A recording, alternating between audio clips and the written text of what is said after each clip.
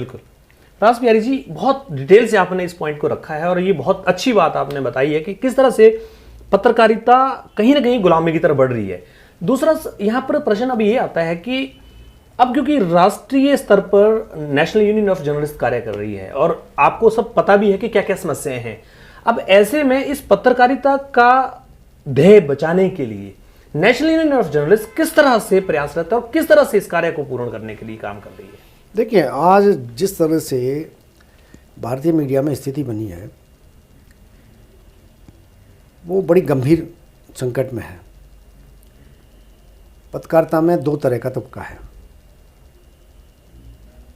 एक है जो मालिकों की तरह व्यवहार करता है जी। या मालिक उससे अपनी तरह व्यवहार कराते हैं कि भाई आप शोषण करो, कम पैसे में काम कराने की प्रवृत्ति बढ़ती जा रही है, ज़्यादा काम कराने की प्रवृत्ति बढ़ती जा रही है। पैसा भी मत दो, काम कराओ, कोई सुरक्षा मत दो, कोई पहचान मत दो। जैसे मैं आज कभी से बात करता हूँ लोगों से जो पत्रकारिता में है, हिमाचल में ही, जैसे हिमाचल की बात करूँ मैं जी, हिमाचल में बहुत सारे अखबारों के लोग काम करते हैं, उनके सामने पहचान का संकट है जी। ऐसे ऐसे अखबार और चैनल हैं जो उनको कोई पहचान पत्र नहीं देते, उनकी खबरें बिना नाम के छापी जा जाती हैं, बिल्कुल, उनको उचित वेतन भी नहीं मिलता है। और जो लोग बैठे हैं, आज संपादक की भूमिका एक मैनेजर की भूमिका हो गई है जी, कि उसका उद्देश्य है कि अखबार को कैसे फायदा हो। बिल्कुल, पहले संपादक की भूमिका होती थी समाज को कैसे संपादक पहले अखबार के आर्थिक विषय में नहीं सोचता था जी, अखबार कैसे ज़्यादा से ज़्यादा पाठकों के बीच पहुँचे इसकी चिंता संपादक करता था। और उसके लिए पाठकों को कौन सी खबरें पसंद आती हैं, पाठक क्या पसंद करते हैं, कौन सी बड़ी खबर है जो लोगों में जाए और लोग उसका अखबार पढ़ें। पहले ऐसे संपादक थे जो पत्रकारिता के ध्येय को, पत्रकारिता की आचार संहिता को, पत्रकारिता के उद्देश्यों को लेकर काम करते थे। आज जितने भी संपादक हैं वो चाहते हैं कि चैनल हो या अखबार हो, उसको कैसे आर्थिक लाभ ज़्यादा से ज़्यादा हो। बिल्कुल, तो उसी तरह की वो खबरें अपने संवाददाताओं से कराते हैं, उसी तरह से मीडिया कर्मियों से काम लिया जाता है।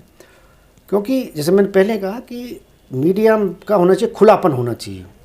जो मीडिया का काम है, जो घट रहा है जी, अच्छा हो बुरा हो, किसी को अच्छा लगेगा किसी को बुरा लगे, लेकिन सच्चाई सामने आनी चाहिए जी।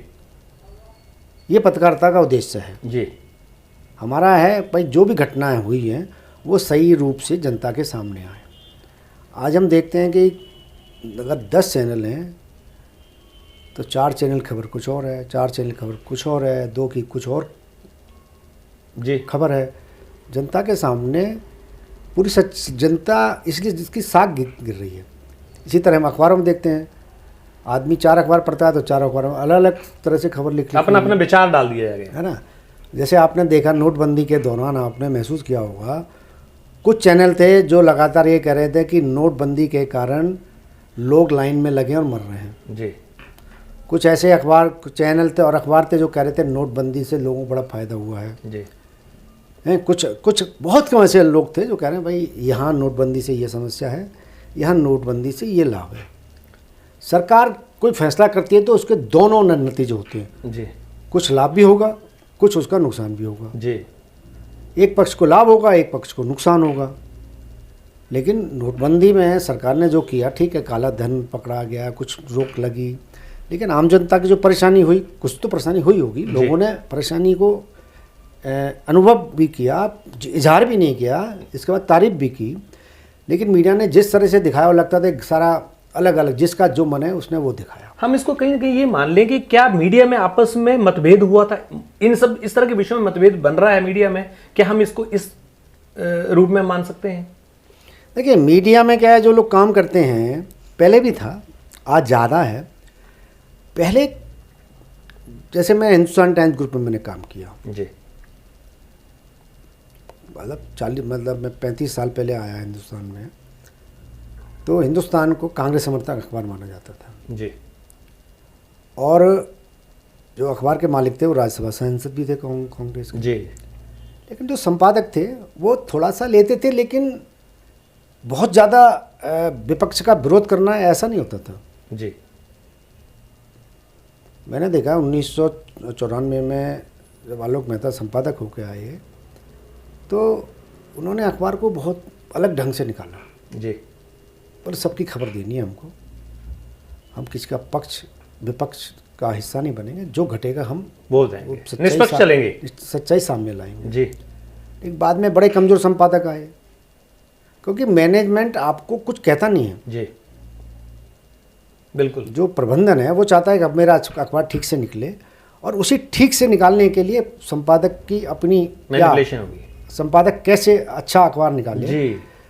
अखबार भी लोग पढ़ें, अखबार पर कोई आरोप भी ना लगे, आपकी छवि भी निष्पक्ष दिखाई देनी चाहिए और आपकी निष्पक्षता भी खबरों में दिखाई देनी चाहिए, ऐसे संपादक भूमिका होती है। लेकिन अब सबसे बड़ी बात है कि संपादक जो नाम की जो संस्था थी वो पूरी तरह से चरमरा गई है। इसी कारण मीडिया में एक बड़ा संकट पैदा हो गया है। जो लोग एक निष्पक्ष पारदर्शिता सोच रखते हैं, ऐसे लोगों को अब मालिक भी पसंद नहीं करते जी। मालिक चाहते हैं कि हमें मिलाए या जो हम चाहते हैं वैसा करें, तो इसका असर निचले तक पहुंचा है। इसी कारण जो मीडिया में काम कर रहे हैं उनमें एक हताशा पैदा हुई है। सर, ये जो हम एक्चुअली बातें कर रहे हैं ये बिल्कुल सही मीडिया जगत की समस्याएं आपका एक्सपीरियंस बता रहा है, लेकिन अब मेरा जो सवाल है वो ये है कि नेशनल यूनियन ऑफ जर्नलिस्ट किस तरह से इन भ्रांतियों को तोड़ने के लिए कार्य कर रही है और किस तरह से जो समस्याएं हैं उनके प्रति जागरूक करने के लिए आप जिस संस्था का हिस्सा हैं वो आगे बढ़ने का प्रयास देखिए, कर रही है। सबसे बड़ी बात है कि जो पत्रकार संगठन है, क्योंकि देश में आप देख रहे हैं कि जो श्रम में लोग जुटे हैं या जो श्रम संगठन है, यूनियन है, वो बहुत कमज़ोर हुई है जी। तो इसी तरह जो पत्रकार संगठन है वो संख्या के हिसाब से कमज़ोर नहीं हुए हैं जी, लेकिन साधनों के हिसाब से बड़े कमज़ोर हुए हैं। इसकी बड़ी वजह यह है कि जो बड़े अखबारों में लोग काम करते हैं, बड़े चैनलों में जो लोग काम करते हैं, उन पर ये दबाव होता है कि वो किसी भी यूनियन का हिस्सा ना बने। यस। और उन लोगों को लगता है कि हमें तो अपना पैसा बहुत मिल रहा है, लेकिन हर एक आदमी के जीवन में आता है 10-15 साल अच्छा नौकरी करते हैं, उसके बाद जैसी उम्र बढ़ती है वो हटा दिए जाते हैं। बड़े संकट में हैं बहुत से लोग, और हमने बहुत सारे लोगों को, बड़े बड़े अखबारों में काम करने लोगों को भुखमरी मरते देखा है। बिल्कुल। तो पत्रकार संगठनों के सामने चुनौतियां तो बहुत हैं, और जो सरकारों का रवैया है वो भी पहले बहुत तेज़ी से बदला है। पहले हमारी बातें सरकारें सुनती थी, दबाव भी डालते थे, हम धरना प्रदर्शन भी करते थे, सुनवाई भी होती थी, लेकिन अब सरकारों का रवैया है कि श्रम संगठनों को ज़्यादा से ज़्यादा ख़त्म किया जाए, उनकी बात ना सुनी जाए। तो ऐसे में ये सच है कि पत्रकारिता के सामने, पत्रकार संगठनों के सामने बड़ा संकट आया है। फिर एक ये भी हुआ है कि देश में कुछ ऐसे संगठन भी बहुत पैदा हो गए हैं जो पत्रकारों के हित की लड़ाई लड़ते हैं, वो अपनी बात करते हैं सिर्फ। अब जैसे हम देश में पिछले 20 साल से प्रेस काउंसिल, मीडिया काउंसिल बनाने की बात कर रहे हैं जी। हम प्रेस मीडिया की स्थिति क्या है इसके लिए हम प्रेस कमीशन बनाने की बात कर रहे हैं। हम पत्रकारों की सुरक्षा के लिए पत्रकार सुरक्षा अधिनियम बनाने की बात कर रहे हैं। और ये सब जब होगा तो ये भी तय होगा कि पत्रकार कौन है। आज आपके सामने एक संकट है कि भाई पत्रकार कौन है। आप पे भी कुछ लोग सवाल उठाते होंगे पत्रकार है कि नहीं है जी, डेफिनेशन मांगते हैं, है ना। आप पत्रकार कैसे हो जी, क्या है जी। तो मेरा मानना है कुछ ऐसा काम सरकार को करना चाहिए कि जिसमें क्योंकि आजकल हर जो भी पेशा है, कोई पत्रकारिता भी आज एक कैरियर की तरह है जी। जिस तरह आप इंजीनियर बनते हैं, चाहे सीए बनते हैं, डॉक्टर बनते हैं, वकील बनते हैं, वहाँ हर जगह उनका काउंसिल है। बिल्कुल। बार काउंसिल ऑफ इंडिया है, मेडिकल काउंसिल ऑफ इंडिया है, डेंटल का अलग, डेंटल काउंसिल का अलग है, इंजीनियरिंग के लिए अलग है, चार्टेड अकाउंटेंट, ऐसा कोई शिक्षा के लिए अलग है। ऐसा कोई फील्ड नहीं है जहाँ पर एक तय होता है कि भाई ये शिक्षक है तो ये शिक्षक क्यों है, बोले ये पढ़ाता है इस कॉलेज में तो इस कारण ये शिक्षक है। पत्रकार कौन है? हर व्यक्ति पत्रकार बन सकता है। बिल्कुल। आपने अखबार में 4 लाइन लिखी, पत्रकार बन गए। तो जरूरी है सरकार को, पत्रकारिता को, मीडिया को एक नियमन के क्षेत्र में लाना चाहिए।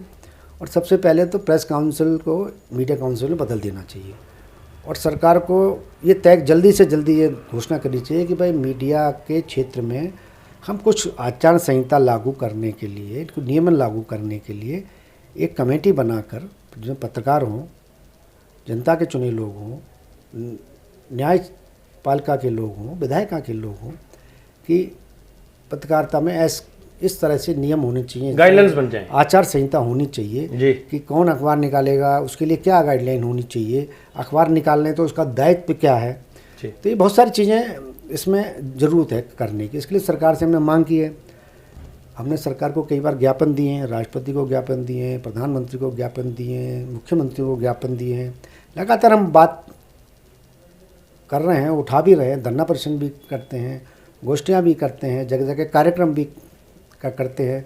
जहाँ भी कार्यक्रम होते हैं वहाँ भी ये सब मांगों को उठाते हैं, अपने पत्रकार साथियों को भी जानकारी देते हैं, हमें ये करना चाहिए, इसकी लड़ाई लड़नी चाहिए हमको।